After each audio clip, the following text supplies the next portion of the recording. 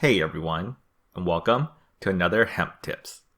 Today, we'll be going over how to easily grow and harvest hemp perpetually every 2 months or so, starting with just one seed or clone.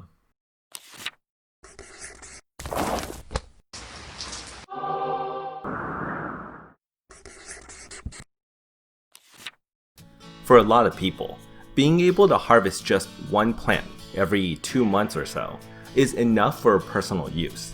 And here we'll be going over an easy way to do just that, starting with only one regular seed or clone.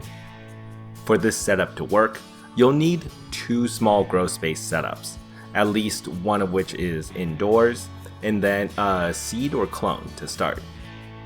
The idea here is that one of the spaces will be designated the vegetative grow space, and the other will be the flowering grow space. The reason why at least one of these grow spaces needs to be indoors is because outdoors in the fall and winter months, you'll only be able to flower a plant, and then in the spring and summer months, you'll only be able to vegetate a plant. So the indoor space will always run the opposite of your outdoor space, if that's what your current setup is. If both of the setups are indoors though, then this is much easier, as one can be designated as the flowering space, running a 12-12 light cycle the entire time, and the other can always be designated as the vegetative space, running an 18-6 light cycle. Note that the vegetative space only needs to be about half the size of the flowering space. So if you're running 2 setups, you can give more space to the flowering side. Or if you're running a 2-in-1 grow tent, then be sure to use the smaller side for the vegetative stage.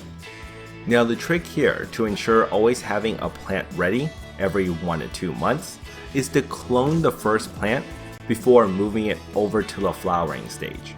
And the easiest way to do that is to clone the top of the plant. This means that when a plant is ready to be topped in the vegetative stage, instead of throwing away the top of the plant after it's been cut off, dip it in some cloning gel and pop in a rapid rooter. This way, by the time the parent plant recovers from being topped, you'll have a clone ready to go.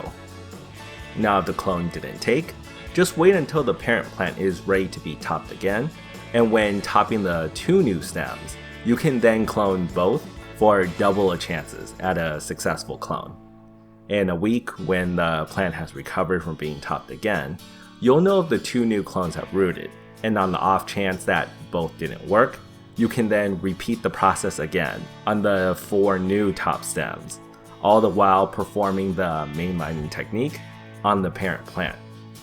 Using the top portion of a stem as a clone works a lot better than the common method of taking a bunch of clones from the side stems before flowering a plant, because it allows for the plant to be cloned much earlier in the vegetative stage and allows you the time to guarantee that a clone is successful before moving the parent plant into a flowering stage, because you have to wait about a week or so anyways for the top plant to recover.